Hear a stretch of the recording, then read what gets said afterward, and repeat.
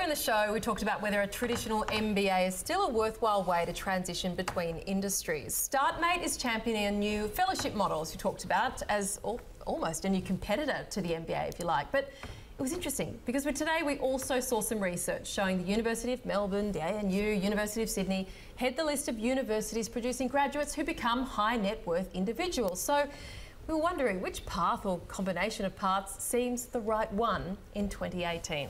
We certainly were wondering about that. It's a big question. So for tonight's Taking Stock, we're joined by one of Australia's great tech success stories, Naomi Simpson, the founder of Red Balloon and the Big Red Group, and Stephen Shearer, founder of the Digital CEO and chairman of CBIT Australia. Thank you both for being here with us. It is this interesting story of the right path to take, you know, MBA or on-the-job learning. Naomi, I might start with you. How much of your success do you draw a line between that and your education? At the time, I didn't know that I was learning so much at university. I went to the University of Melbourne and have a Bachelor of Commerce. But it's not just the education, it's who you meet. And the people that I met throughout my course are still my peers, my colleagues, and are in very interesting careers as well. And so part of your ability to get ahead is the networks and the people you know. So it's not just about the formal education. Education changes and evolves, and I continue to learn. I must admit though, I was excited I was honoured when they asked me to come back and be on the board of the University of Melbourne. And the reason being is that 60% of the undergraduates in the Bachelor of Commerce program want to be entrepreneurs or run their own business. So I think that's part of the education process, is to see what path lies, role models, who could I be like. So I think no matter what program, institution, it needs to stay relevant. But equally part of academia is who you meet and who you learn from. StartMate CEO, who we spoke with earlier, their theory behind saying forget MBAs and stuff like that. If you want to work in the startup space, time spent on theory is time spent on the sidelines. They say you've got to get in there and get amongst it. Yeah, I mean, I can understand that point of view. I think it's a great program, by the way. I think StartMate, that's a great idea to have, you know, leaders kind of learn on the job in startups. So I think it's a terrific initiative. It is limited. It's very small. I think there's only eight positions. So it's not, you know, it's not doing it at scale the way universities. It's not exactly challenging MBAs just yet. Do it. But it's a great start. So I commend them for it. I have an MBA, so I tend to think, hey, that's not a bad thing to have, and it served me well in my. I got it from the AGSM, the University of New South Wales here, and so a little plug for them, where I'd still work as a these days as an executive in residence, so I have a relationship with them. And have some contacts that were from your MBA, I mean, like Naomi was saying as well. Absolutely, people you meet, the you know, the close interaction with. Not just the lecturers, but the people they bring into the classroom who are really doing it. I think that's one of the things that's changed with some higher education these days. It's not just theory, it's not just researchers who are important. We can't just throw that out. But it's people who are really doing it. So I work with the AGSM now. I'm in the classroom with students every day. And you know, I was just running Facebook yesterday. So you know, they're meeting people like me and others, my peers, who are out in industry. And I think that's one of the shifts that higher education is making. Yeah. I also think there's just not one size fits all. You know, and no matter what career we're in, it's a melding. You know, it might be one powerful question you ask a mentor or a fellow, or it might be, actually, I do need a really structured program and structured research to get to a thesis and an outcome. So I don't think there's one size fits all, but what I do see is there will be far more blended education. And I think that's really, really important. I remember when I was at uni, they used to put us in these tute groups, and you had to work on an assignment together. And honestly, I hated it. I just wanted to do all the work. You know, I was like, look, I'll just do it, and I'll put your names on it because I just want to get it done. Absolutely. And Brooke, I tell you, if you're there, he's the godfather of my daughter, so we did stay friends, but he was always the last thing. But you see, there was such a great insight, and I didn't know at the time. I found it very frustrating because I had to be able to get along with people I didn't know who were not necessarily my friends. And of course, that replicates in the workplace. And when you're in startup, you need to be able to attract people around who have different skills, different strengths, and you want to put them together. And so I think it's materially important that, you know, so clearly they knew something when they were putting the program together, and that was part of the education, getting along with other people. And I think the other thing that's true, and I saw it inside of Facebook, and I've worked in other startups, is, you know, business is complex. There's lots of aspects to business. It's not just about the technology or serving customers, which is sometimes the passion of more young, entrepreneurial people. But you've got to learn about things like legal stuff and, and HR laws and how do you manage people and sort of boring stuff like accounting or, data analysis used to be really boring. Now it's sexy. I remember when everybody hated it. And there's just all these other topics that you have to cover when you do something like an MBA, which at the time, I remember doing my MBA, I thought, why am I studying this? And then suddenly I wound up running businesses like, wow, I've actually thought about this before. At least I was sitting in a classroom, I was learning from professionals who thought about it for a long time. So, for example, accounting, I didn't know anything about finance and accounting before I did an MBA, and I came out the other end and, I can understand numbers pretty well these days. So I find a lot of young entrepreneurial people who go into these businesses now, you might see the same, they've got the enthusiasm and the drive to be innovative, but they run into complex problems they don't know how to solve because they haven't been exposed to different ways of solving it. I think that is what MBAs are. Yeah, and also the ability to ask the right question. Exactly. And to structure a question that's going to deliver an outcome. And one of the things I see in startups is a naivety really about a balance sheet. What story are you creating with this balance sheet? What is the story that's going to tell to other people versus, well, I stuck the numbers in the right place in zero.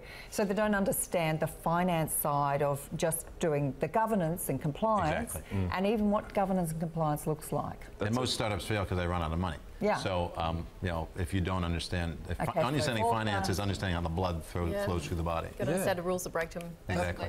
That idea of telling a story with the numbers, Naomi, that's a fascinating piece of advice. I'm interested to get more advice because if I was 17, I'd look at the New World Wealth figures that came out today, which said that the highest net worth individuals seem to be coming from University of Melbourne, ANU, University of Sydney, and they seem to be coming from business, economics and finance degrees. So as a 17-year-old, you sort of go, okay, sounds pretty good to me. I mean, do you just go straight for them? Is that as good a way as any as figuring out how do I get ahead in life? Well, I would argue that there's many ways of getting ahead, and I know a lot of very wealthy people who are not necessarily happy. So money doesn't equate to that. But what I really encourage people is to live to their purpose. To be a person, and I wrote that book, Live What You Love, but to get to purpose is about being curious and interested and working out how you can bring your best talents to the good of our community or for the good of others. And that's where purpose lies. So with young people, and I do a fair bit of work in schools and obviously at universities, I really just speak to, great, this is the foundation, this is what and you're going to have some fundamentals, but how you can apply that to something that is worthy of your gifts. And I say in that way because it's a long life. And I think now there is such a variety of roles that people can choose. Choose something where you really feel that you're proud, that you've contributed and you made the world a better place. I do feel like we should show the vision again at this point of that 7-year-old boy who's topped the list of the highest earning YouTube stars for playing with toys. $30 million. $30 million he earned in the last 12 months. He has passion, he has purpose. There we go, He's really good at what he does. He's so good. He just reviews the latest and greatest toys and he's made $30 million. I think that's the perfect summary of that segment. Meantime, the death of the office is an idea being contemplated as remote work becomes increasingly common across a lot of industries. Tech industry in particular, I guess we reference often, but not everyone is convinced on this one. Some are saying it's an unrealistic expectation that there will be flexibility for all workers. Guys, do you think we will have a place for the office, in inverted commas, in, say, 10 years' time? Stephen? I think so, yes. I think the death of the office is exaggerated. It's like the paperless office. Where's that? It's the paperless office that disappeared a while ago. Cordless office. And I think cords and paper everywhere. And I think something that Naomi touched on earlier, which is around being together with other people and collaborating face to face. There's still no technology that replaces that. Now, that's not true for every role. Many businesses are now going to have to adapt. They're going to have to work both ways. People in the office, people working remotely. It's happening today. But I can tell you, even with Facebook, every year we'd have an annual conference and bring the whole company together, and we'd all we'd all be on planes flying over to San Francisco, and I'd talk to my Facebook colleague next to me, and I'd say, isn't it ironic? We're the biggest business in the world around bringing people together virtually through technology, yet we all get on planes and fly to San Francisco once a year. Together.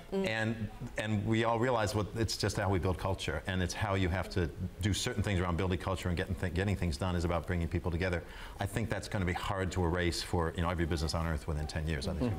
But there's a massive trend about self-employed, people working from home, but there's also been a massive shift in co-working spaces, and I think this speaks to the value of people coming together. together. I started my business at home, and it is very isolating. And really, we do want to be around with other people, other people's energy and ideas. And it's amazing what you can learn from another person in a completely different business, and you're just making a coffee at the same place. So I think the way we construct workplaces will differ. I've found that startups will stay in co-working places longer. It's great because you don't have to try and predict how many people you're going to have in your workforce. It's a fixed cost over a period of time, no long leases and fit outs and everything required. But I'm more concerned about the spaces what we are creating to collect our people together, whether they all be employers of one organisation or they're coming together in a co-working space or they're part of an accelerator. So I don't necessarily know if our planning people have really looked at that in the terms of how property is managed in each of our cities.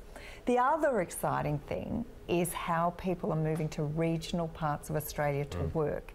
And there was a piece of research that came out last week from the NBN that said those areas that are connected to the NBN are 2.5 times more likely to have a woman start a business.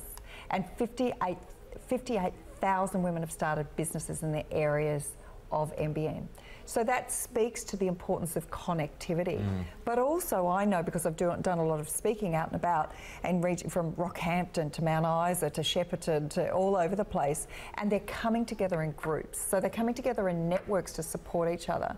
So the future of work will be different. How we work remotely and how we connect will change. Yeah, and absolutely. And through the global tools you have today, once you are connected to fast internet, you've got platforms like Facebook and Google and YouTube and and the cloud and all kinds of other tools that you can use to reach audiences or customers globally.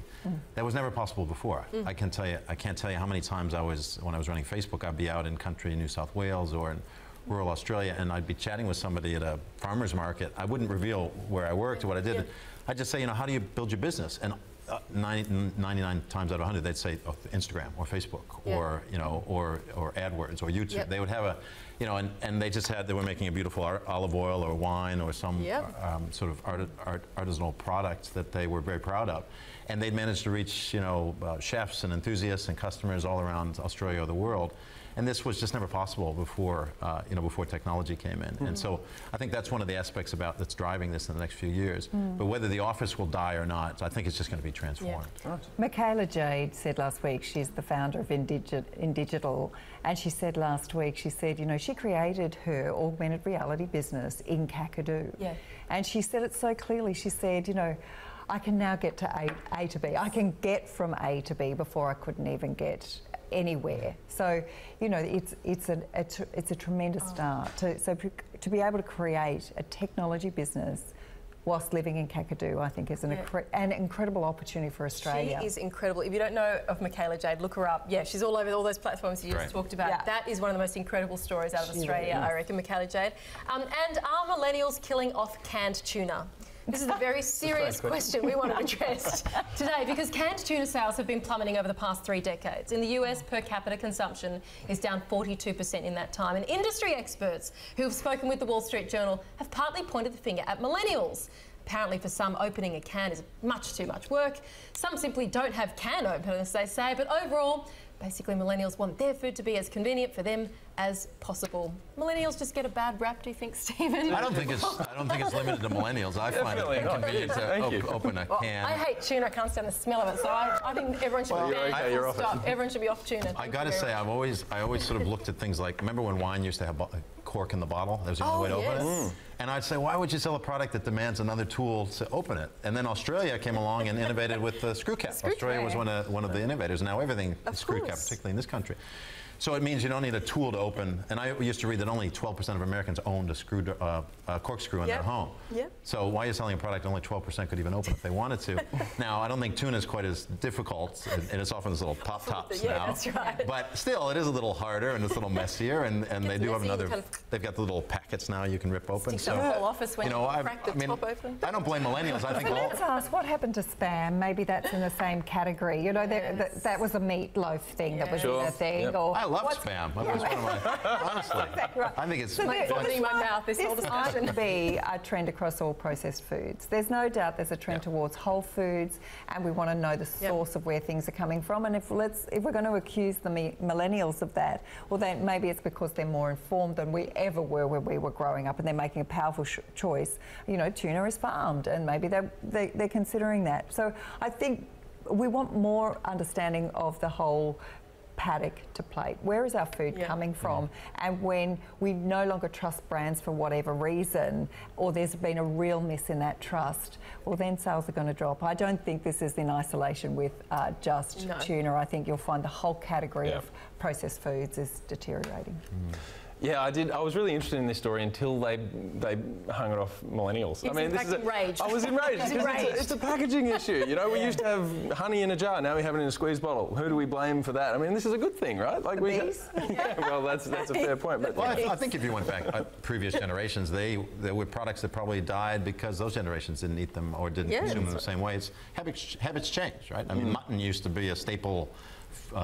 Staple diet here in Australia years ago. Now, how recently did you have mutton? Right? It's just sort of there's fads, things come and go. But it's challenging big corporates and the kind of traditional players to reimagine how they got offer products and recreate the market that they're trying to target, etc. So thank you very much, Stephen. Great to have you on, and also from Red Group now. It's a big red group. Big Red Group from now. Red Balloon and from adrenaline.com.au. It's still red, of course. Yes. Still red. Oh, Naomi Simpson, thank you. Yeah, I just want to get the name right. It's a new one for me. Sorry, you're still Red Balloon to me. Thank you.